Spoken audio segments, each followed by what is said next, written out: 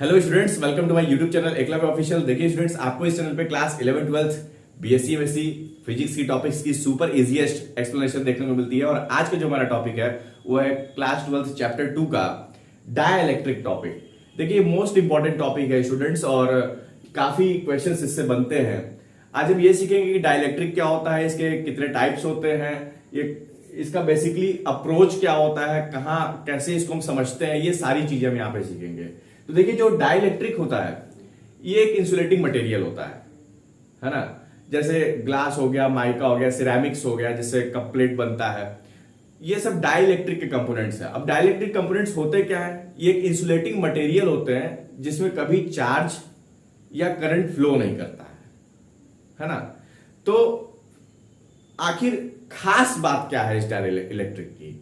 खास बात यह है कि जब भी डाइलेक्ट्रिक मटेरियल्स को एक्सटर्नल इलेक्ट्रिक फील्ड में प्लेस किया जाता है तो उस कंपोनेंट में, उस मटेरियल में एक रिवर्स इलेक्ट्रिक फील्ड उत्पन्न हो जाती है, प्रोड्यूस हो जाती है, जो एक्सटर्नल इलेक्ट्रिक फील्ड को अपोज करती है। अगर देखा जाए छोटी स्टेटमेंट में, अगर मैं आपको बताऊं तो इलेक्ट्रिक फील्ड को रिड्यूस करने का काम करती है, इलेक्ट्रिक फील्ड को घटाने का काम करती है, उसी को हम डाइलेक्ट्रिक बोलते हैं। तो कैसे इलेक्ट्रिक फील्ड कम हो रही है, कैसे इलेक्ट्रिक फील्ड रिड्यूस हो रही है, ये चीज हम यहां पे सीखेंगे। और ये चीज हम दो कंपोनेंट्स में सीखेंगे, एक बार नॉन पोलर डाइलेक्ट्रिक के केस में सीखेंगे, एक बार पोलर डाइलेक्ट्रिक के केस में सीखेंगे। अच्छा, अब ये दो टाइप्स के होते हैं, नॉन पोलर और पोलर। तो नॉन पोलर क्या होता है? नॉन पोलर डाइलेक्ट्रिक को हम कैसे समझेंगे? इसमें पहले से उस डाइलेक्ट्रिक मटेरियल के मॉलिक्यूल में पहले से परमानेंट डाइपोल मोमेंट नहीं होता है, उसे हम कहते हैं नॉन पोलर डाइलेक्ट्रिक। अब इस और जिसमें पहले से परमानेंट डाइपोल मोमेंट होता है उसको हम पोलर डाइलेक्ट्रिक बोलते हैं। तो यहां पे जो नॉन पोलर डाइलेक्ट्रिक है, इसके क्या एग्जांपल हो सकते हैं? तो नॉन पोलर डाइलेक्ट्रिक के आप एग्जांपल अगर देखिए तो इसका एग्जांपल हम H2 ले सकते हैं। अब H2 क्या है? दो हमारा हाइड्रोजन का कंपोनेंट है जो एक दूसरे के ऊपर ओवरलैप्ड होता है इस तरीके से। मींस जो दो हाइड्रोजन एटम है, इन दोनों के बीच में किसी प्रकार का कोई सेपरेशन नहीं होता है, पहले से कोई डाइपोल इसमें आपका प्रोड्यूस नहीं रहेगा। और दूसरा पोलर डाइलेक्ट्रिक का अगर केस देखा जाए तो इसका अगर हम एग्जांपल ले लेते हैं, तो इसका एग्जांपल अगर हम ले लेते हैं तो इसको हम HCl का एग्जांपल ले लेते हैं। अब HCl क्या होता है? H प्लस Cl माइनस, इसमें पहले से प्लस माइनस एक छोटी सी सेपरेशन पे ये डिस्प्लेस्ड रहते हैं। तो इलेक्ट्रिक डाइपोल मोमेंट अगर ये H प्लस यहां पे ले लिया जाए और Cl माइनस ये ले लिया जाए तो ये पहले से ही इसमें परमानेंट डाइपोल मोमेंट इसमें होता है, परमानेंट डाइपोल इसमें पहले से होता है। अब डाइपोल के बारे में पीछे लेक्चर्स में पढ़ा चुका हूं, जो बच्चे प्लेलिस्ट में जाकर के सारे लेक्चर्स कर रहे होंगे वो समझ रहे होंगे डाइपोल के बारे में। तो और जो बच्चे नए स्टूडेंट्स हैं बेटा, मैं आपसे बता दूं, जो नए स्टूडेंट्स अप्रोच कर रहे हैं इस क्लास को, वो सारे के सारे लेक्चर्स आपके प्लेलिस्ट में दिए हुए हैं। आप जाकर के टू द पॉइंट सारे टॉपिक वाइज लेक्चर्स आप देख सकते हैं, अच्छे इससे कॉन्सेप्ट आपका क्लियर होगा। तो ये जो हमारा डाइपोल है, ये आप देखिए डाइपोल क्या होता है? प्लस चार्ज मतलब पॉजिटिव चार्ज और निगेटिव चार्ज शॉर्टेस्ट डिस्टेंस में सेपरेटेड होता है, उसी को हम डाइपोल बोलते हैं। तो H प्लस Cl माइनस, इसमें पहले से सेपरेट, इसमें छोटा सा सेपरेशन होता है, ये पहले से परमानेंट डाइपोल इसमें है। तो ऐसे डाइलेक्ट्रिक को हम कहते हैं पोलर डाइलेक्ट्रिक, है ना। अब यहां पे जो नॉन पोलर डाइलेक्ट्रिक है, इसको सीखने के लिए, इसको समझने के लिए, इसको हम कैसे, सबसे पहले हम नॉन पोलर डाइलेक्ट्रिक के बारे में बात करेंगे। तो नॉन पोलर डाइलेक्ट्रिक के बारे में अगर देखा जाए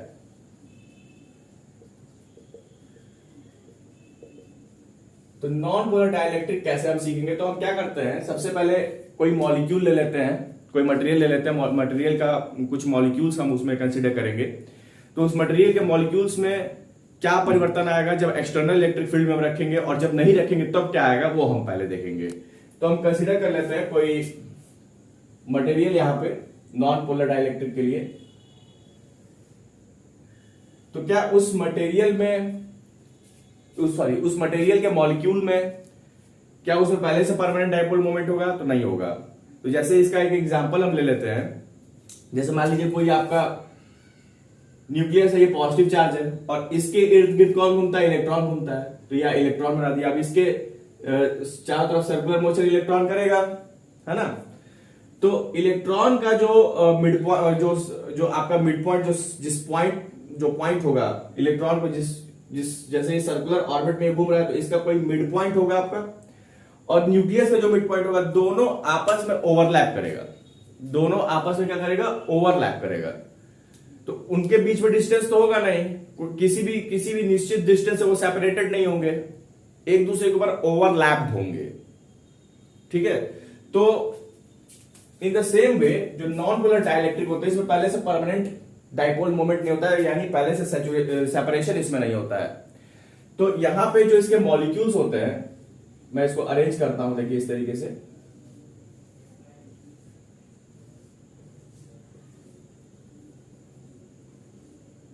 वो प्लस माइनस इस तरीके से ओवरलैप्ड होते हैं, देखिए इस तरीके से।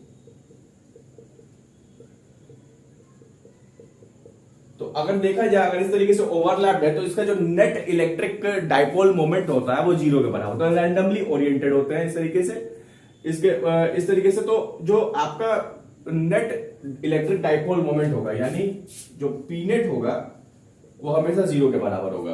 तो जो इसका नेट इलेक्ट्रिक डाइपोल मोमेंट होगा वो ऑलवेज क्या होगा? 0 के बराबर होगा। अब कैसे, अब इसका इफेक्ट्स कैसे हम देखेंगे। तो अब हम क्या करेंगे, इसको एक्सटर्नल इलेक्ट्रिक फील्ड में इसको हम प्लेस करेंगे। अब इसको तो एक्सटर्नल इलेक्ट्रिक फील्ड में देखिए कैसे प्लेस करते हैं। यहां पे मैं यही चीज बनाता हूं, इसको एक्सटर्नल इलेक्ट्रिक फील्ड में यहां पे प्लेस करता हूं।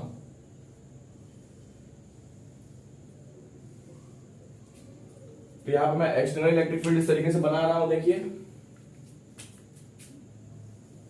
यहां पर मैंने दिखा दिया कि एक्सटर्नल इलेक्ट्रिक फील्ड है, और इस एक्सटर्नल इलेक्ट्रिक फील्ड को हम नाम दे देते हैं ई नॉट। अब इसके इस पूरे मॉलिक्यूल्स के ऊपर क्या परिवर्तन आएगा। तो जब भी किसी चार्ज को आप एक्सटर्नल इलेक्ट्रिक फील्ड में रखते हैं बेटा, तो उसके ऊपर फोर्स लगता है। ये प्रिंसिपल, ये बेसिक चीज है, सभी बच्चों को पता होगा कि जब भी किसी चार्ज को आप इलेक्ट्रिक फील्ड में प्लेस करेंगे तो उसके ऊपर फोर्स काम करता है, उसके ऊपर फोर्स लगता है। तो अगर देखा जाए तो ये प्लस माइनस है, ये प्लस माइनस ही तो है, और ये जो प्लस माइनस है, यानी अगर थोड़ा सा सेपरेट कर दिया जाए इसको तो ये डाइपोल बन जाएगा। और अब डाइपोल बनेगा, अब कैसे ये बनेगा डाइपोल। अब देखिए ये हमारा न्यूक्लियस था, है ना, और ये इलेक्ट्रिक फील्ड, ये इलेक्ट्रॉन इसके ऊपर घूम रहा था, यही एग्जांपल हमने लिया था। तो जैसे ही इसको इलेक्ट्रिक फील्ड में रखा जाएगा, इस इलेक्ट्रॉन के ऊपर फोर्स लगेगा ना, क्योंकि इलेक्ट्रॉन क्या है? चार्ज है। तो जैसे ही इलेक्ट्रिक फील्ड में इस चीज को प्लेस किया जाएगा, उस मॉलिक्यूल के इलेक्ट्रॉन के ऊपर फोर्स काम करेगा, और वो फोर्स क्या करेगा? उसके अपोजिट डायरेक्शन में लगेगा। तो इलेक्ट्रॉन है, तो इलेक्ट्रॉन के ऊपर फोर्स इस डायरेक्शन में काम करेगा, और जब इस डायरेक्शन में काम करेगा तो जहां पे ये एक दूसरे के ऊपर इसके मिड पॉइंट कॉन्साइड कर रहे थे, क्या अब करेंगे? तो ये पहले क्या था? पहले तो कॉन्साइड कर रहा था, अभी हमने एग्जांपल लिया था। लेकिन जब इसको एक्सटर्नल इलेक्ट्रिक फील्ड में रखेंगे तो क्या होगा? क्या इलेक्ट्रॉन का मिड पॉइंट वहीं रहेगा जहां पे पहले था? तो नहीं रहेगा। ये लगातार इधर इसके ऊपर फोर्स लगेगा तो उसका मिड पॉइंट भी धीरे से खिसक जाएगा, है ना। उसका जो मिड पॉइंट, अगर यहाँ पे किसी एक मिड पॉइंट से अगर हम सर्कल बनाते हैं तो इसका मिड पॉइंट ये है ना। तो अगर इसके ऊपर अगर थोड़ा सा भी फोर्स लग रहा है, अगर ये खिसकेगा तो इसका मिड पॉइंट भी तो खिसक जाएगा। यानी अब ये जो यहाँ पे जो दोनों प्लस माइनस एक दूसरे के ऊपर ओवरलैप कर रहे थे, अब नहीं करेंगे। कब नहीं करेंगे? जब इसको एक्सटर्नल इलेक्ट्रिक फील्ड में रखा जाएगा। तो जैसे ही इसको एक्सटर्नल इलेक्ट्रिक फील्ड में रखा जाएगा, प्लस और माइनस जो ओवरलैप कर रहे थे उसमें थोड़ा सा सेपरेशन आ जाएगा, यानी वहां पे वो डाइपोल बन जाएगा, यानी उसके ऊपर इलेक्ट्रिक डाइपोल मोमेंट आ जाएगा, इंट्रोड्यूस हो जाएगा। तो यहीं पे क्या होगा? देखिए यहां पे इस तरीके से, अब जब इसके ऊपर इंट्रोड्यूस होगा तो क्या हो जाएगा? देखिए इस तरीके से हम यहां पर आते हैं, तो प्लस और माइनस था, तो माइनस इधर आ जाएगा, प्लस इधर आ जाएगा, माइनस इधर आ जाएगा, plus minus plus minus plus minus plus minus plus, means अब वो जो ओवरलैपिंग स्टेज था, जो उसका ओवरलैपिंग स्टेज था यहाँ पे, अब वो यहाँ पे नहीं दिखाई दे रहा है। यहाँ पे और माइनस और प्लस के बीच में छोटा सा सेपरेशन आ जा रहा है, यानी डाइपोल बन जा रहा है। अब यहाँ पे क्या हो रहा है? इसका जो नेट डाइपोल मोमेंट होगा, क्या अब ये 0 होगा? तो नहीं, अब 0 नहीं होगा। तो जो डाइपोल इलेक्ट्रिक डाइपोल मोमेंट का जो डायरेक्शन होता है हमेशा क्या होता है, निगेटिव टू पॉजिटिव। क्या होता है, निगेटिव टू पॉजिटिव। तो निगेटिव टू पॉजिटिव हमेशा इसका डाइपोल का जो डायरेक्शन होता है वो होता है। तो यहाँ पे जो पीनेट होगा, क्या वो जीरो होगा? तो नहीं होगा, नहीं होगा ना। तो यहाँ पे आप देखिए, एक तरफ आपका आ जा रहा है निगेटिव और दूसरे तरफ आ जा रहा है आपका पॉजिटिव। अगर देखा जाए तो अगर इस पूरे सेक्शन को हम देखें तो ये पूरा निगेटिव आ गया यहाँ पे, और इस पूरे सेक्शन को देखो तो यहां पॉजिटिव आ गया। ये पूरा सेक्शन देखिए, ये पूरा सेक्शन किसका है, निगेटिव का, और ये पूरा सेक्शन आपका क्या है, पॉजिटिव का। तो इसमें जो इलेक्ट्रिक फील्ड इसके अंदर इंड्यूस होगी उस मटेरियल के अंदर, तो इलेक्ट्रिक फील्ड का डायरेक्शन कहां होता है, हमेशा पॉजिटिव टू निगेटिव होता है। तो ये पॉजिटिव है, ये पॉजिटिव है, और ये क्या है, ये सेक्शन, ये निगेटिव का सेक्शन है। तो हमेशा जो इसके अंदर इलेक्ट्रिक फील्ड इंड्यूस होगी वो पॉजिटिव टू निगेटिव फ्लो करेगी, मींस इस तरीके से मूव करेगी। मींस जो ईपी होगा, अब ये ईपी क्या है, electric field due to polarisation. It means जब भी हम इसको एक्सटर्नल इलेक्ट्रिक फील्ड में रखेंगे, उस एक्सटर्नल इलेक्ट्रिक फील्ड में रहने के कारण उसके उस मटेरियल के अंदर उसके रिवर्स डायरेक्शन में इलेक्ट्रिक फील्ड इंड्यूस हो जाएगा, प्रोड्यूस हो जाएगा। तो ये जो ईपी है वो electric field due to polarisation है। तो जैसे ही हम किसी डाइलेक्ट्रिक मटेरियल को किसी एक्सटर्नल इलेक्ट्रिक फील्ड में रखते हैं, उसमें क्या होता है, उसमें रिवर्स डायरेक्शन में उसकी इलेक्ट्रिक फील्ड उत्पन्न हो जाती है। उसका डायरेक्शन कैसा रहता है, तो जिस डायरेक्शन में main electric field external electric field होता है, जस्ट उसके अपोजिट डायरेक्शन में रिवर्स इलेक्ट्रिक फील्ड उसके अंदर उत्पन्न हो जाता है। इसीलिए इसको हम रिवर्स बोलते हैं कि इस डायरेक्शन में, इधर इस डायरेक्शन में हो तो ये इस डायरेक्शन में, उसको रिवर्स इलेक्ट्रिक फील्ड कहा जाता है। तो दोनों का डायरेक्शन क्या होता है, अपोजिट हो जाता है। एक्सटर्नल इलेक्ट्रिक फील्ड का डायरेक्शन ऐसे, तो उसके अंदर उत्पन्न होने वाला जो ड्यू टू पोलराइजेशन वो इलेक्ट्रिक फील्ड हो रहा है वो इधर हो जाता है। दोनों का डायरेक्शन आपका अपोजिट है। तो जब डायरेक्शन अपोजिट है तो जो नेट इलेक्ट्रिक फील्ड होगा उसमें माइनस करना पड़ेगा, क्योंकि डायरेक्शन उसका अपोजिट है। तो जो नेट इलेक्ट्रिक फील्ड इसका निकलेगा, net electric field E net, वो ई नॉट माइनस ईपी हो जाएगा, क्योंकि दोनों आपस में अपोजिट है, रिवर्स है आपस में एक दूसरे से। तो उसका जो नेट इलेक्ट्रिक फील्ड होगा वो ई नॉट माइनस ईपी हो जाएगा। अब क्यों यहां माइनस हो रहा है, क्योंकि डायरेक्शन अपोजिट है। दूसरी बात, आपका एक्सटर्नल इलेक्ट्रिक फील्ड है, उसके अपोजिट इलेक्ट्रिक फील्ड पैदा हो रहा है, तो कहीं ना कहीं एक्सटर्नल इलेक्ट्रिक फील्ड को कैंसिल करेगा, बार बार कैंसिल करना चाहेगा, यानी इलेक्ट्रिक फील्ड क्या होगी, रिड्यूस होगी। इलेक्ट्रिक फील्ड को वो कम करना चाहेगा, बार बार वो कम करेगा। और यही मेन काम होता है डाइलेक्ट्रिक का, कि इलेक्ट्रिक फील्ड को कम कर देना, रिड्यूस कर देना, यही मेन काम होता है डाइलेक्ट्रिक का। बेटा बात समझ में आ रही है। तो यहां पे जो इलेक्ट्रिक फील्ड होगी, जिसको हम ई नेट बोल रहे हैं, या फिर आप केवल ई बोल दीजिए, कोई दिक्कत नहीं है, ई बोल दीजिए चाहे ई नेट बोल दीजिए, आपकी इच्छा। वो जो ई होगी वो लेस देन होगी ई नॉट, ई नॉट से हमेशा कम होगी, क्योंकि लगातार देखिए जो आपका एक्सटर्नल इलेक्ट्रिक फील्ड है उसमें जो electric field due to polarisation लगातार ये माइनस हो रहा है, कम हो रहा है, कम कर रहा है।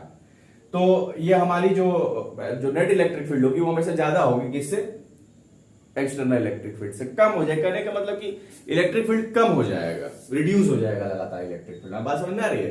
तो ये जो है ये आपका मेन कंसेप्ट है। इस तरीके से आपका इस नॉन पोलर डाइलेक्ट्रिक में काम होता है। इस तरीके से नॉन पोलर डाइलेक्ट्रिक, इस तरीके से आप कभी भी इसको इंट्रोड्यूस करेंगे। बात समझ में आ रही है। तो अब हम चलते हैं, ये तो हो गया नॉन पोलर डाइलेक्ट्रिक के बारे में। अब हम चलते हैं पोलर डाइलेक्ट्रिक की ये कैसे काम करता है और इसके क्या क्या आपके इंट्रोडक्शन है, क्या क्या इसके वर्किंग है, कैसे ये काम करता है, ये सारी चीजें हम पोलर डाइलेक्ट्रिक के बारे में सीखते हैं। तो देखिए स्टूडेंट्स, हम बात करते हैं सेकंड टाइप पोलर डाइलेक्ट्रिक के बारे में। तो पोलर डाइलेक्ट्रिक को हम कैसे समझेंगे, ये पोलर डाइलेक्ट्रिक में पहले से परमानेंट इलेक्ट्रिक डाइपोल मोमेंट होते हैं। तो यहां पे अगर इस चीज को समझने के लिए एक डायग्राम मैं यहां पे बनाता हूं।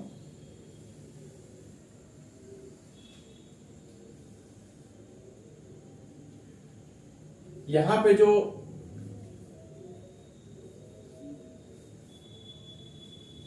परमानेंट डाइपोल मोमेंट जो होंगे आपके, यहां पर रैंडमली ओरिएंटेड होंगे इस तरीके से। इस तरीके से रैंडमली ओरिएंटेड होंगे, पॉजिटिव निगेटिव निगेटिव पॉजिटिव, कैसे भी आपके रैंडमली ओरिएंटेड इस तरीके से आपके दिखाई देंगे, क्योंकि परमानेंट डाइपोल मोमेंट है तो डाइपोल तो होगा ही, इसमें कोई दो राय नहीं है। इस तरीके से तो पहले से ही इसमें डाइपोल होगा इस डाइलेक्ट्रिक मटेरियल के मॉलिक्यूल्स में।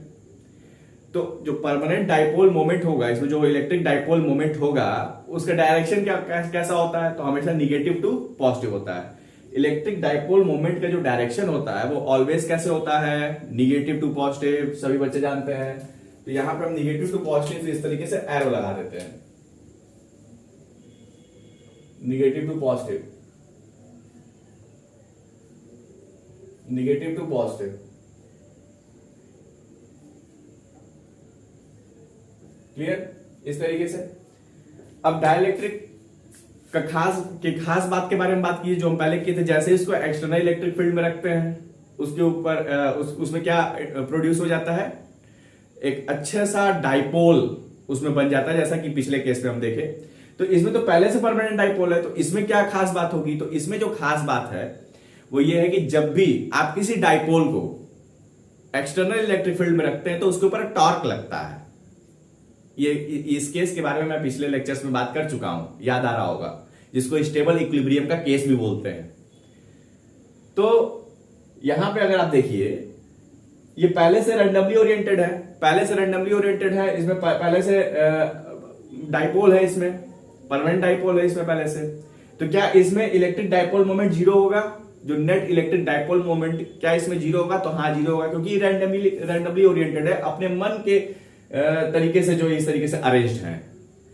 तो अगर पूरे का अगर टोटल किया जाए, टोटल इलेक्ट्रिक डाइपोल मोमेंट अगर इसका निकाला जाए तो वो जीरो के ही बराबर आएगा। तो इसका जो पीनेट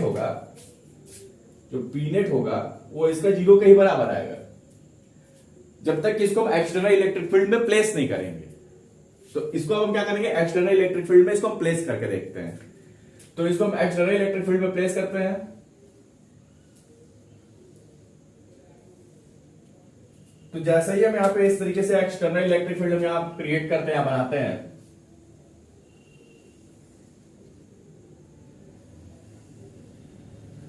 एक्सटर्नल इलेक्ट्रिक फील्ड को हम ई नॉट बोल देते हैं। तो यहां क्या होगा, अब देखिए, जब भी, फिर से वही मैं कॉन्सेप्ट बता रहा हूं, जब भी पहले से डाइपोल है, जब भी किसी डाइपोल को आप एक्सटर्नल इलेक्ट्रिक फील्ड में रखते हैं तो उसके ऊपर टॉर्क लगता है, और टॉर्क लग के हमेशा उसी डायरेक्शन में जाने की कोशिश करता है जिस डायरेक्शन में इलेक्ट्रिक फील्ड होता है। यही बेसिक प्रिंसिपल, यही मेन कॉन्सेप्ट है। तो अब ये जो रैंडमली ओरिएंटेड है, अब ये कैसे बिहेव करने लगेंगे, ये इलेक्ट्रिक फील्ड के डायरेक्शन में ही ये लगातार ये डाइपोल जाने लगेंगे। तो ये सीधा हो जाएंगे, एकदम सीधा इस तरीके से हो जाएंगे, देखिए,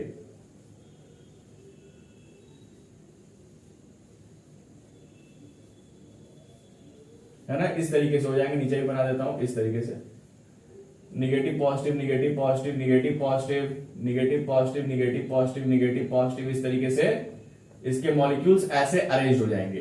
तो क्या अब नेट इसका इलेक्ट्रिक डाइपोल मोमेंट जीरो होगा, क्या इसका अब net electric dipole moment zero होगा, तो नहीं, अब नहीं होगा। अब जो पी नेट होगा वो कभी भी जीरो के बराबर नहीं आएगा।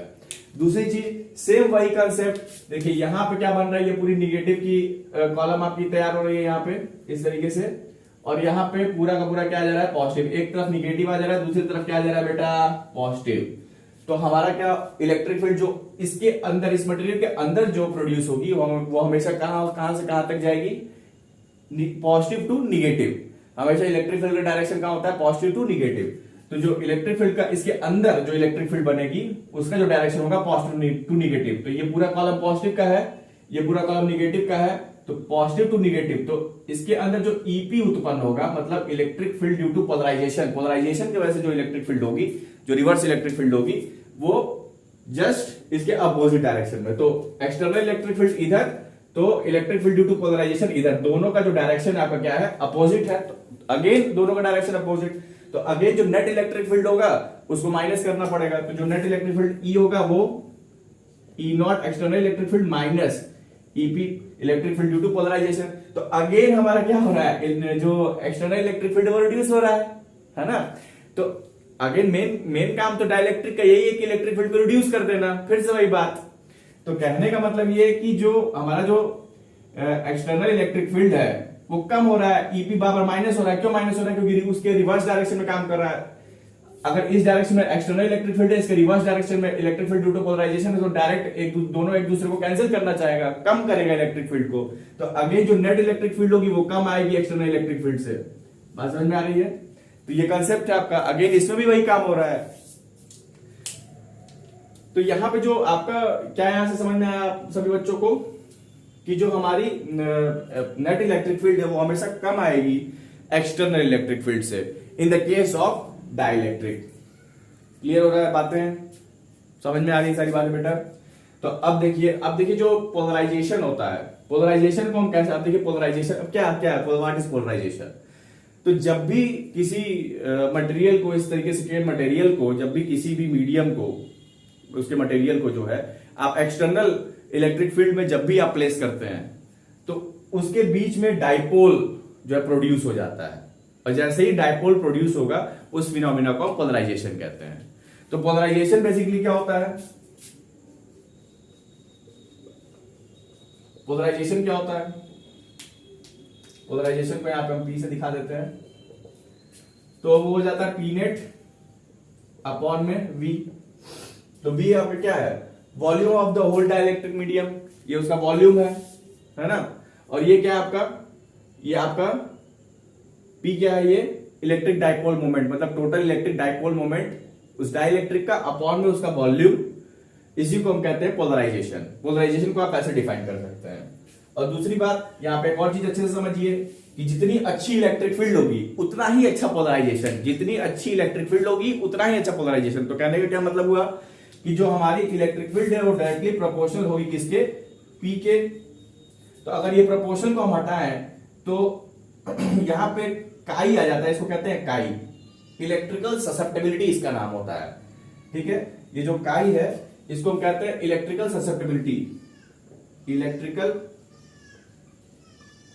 ससेप्टिबिलिटी। तो ये क्या है इलेक्ट्रिकल ससेप्टिबिलिटी बेटा? कितने अच्छे से कोई आपका डाइलेक्ट्रिक कितने अच्छे से पोलराइज हो रहा है, उसके अंदर कितने अच्छे से पोलराइजेशन हो रहा है, कितने अच्छे से वो पोलराइज हो रहा है, वो कौन डिफाइन करता है? वो इलेक्ट्रिकल ससेप्टेबिलिटी ही डिफाइन करती है। वो काई, इसको कहा जाता है काई ही डिफाइन करता है। इसको क्या कहते हैं? इसको काई बोला जाता है। ठीक है ना? उसी को क्या कहा जाता है? Electrical susceptibility. तो उम्मीद करूंगा सभी बच्चों को आज की क्लास बेटा आप लोगों को सभी को समझ में आई होगी। अगर आज की क्लास सभी बच्चों को समझ में आई हो तो वीडियो को लाइक और चैनल को सब्सक्राइब जरूर कीजिएगा। स्टूडेंट्स अपने दोस्तों के साथ जरूर शेयर कीजिएगा ताकि वो भी अच्छे से फिजिक्स को समझ सके। और नोट्स के लिए टेलीग्राम चैनल को जरूर ज्वाइन कर लीजिएगा, जो कि उसका लिंक डिस्क्रिप्शन बॉक्स में दिया हुआ है। Thank you so much.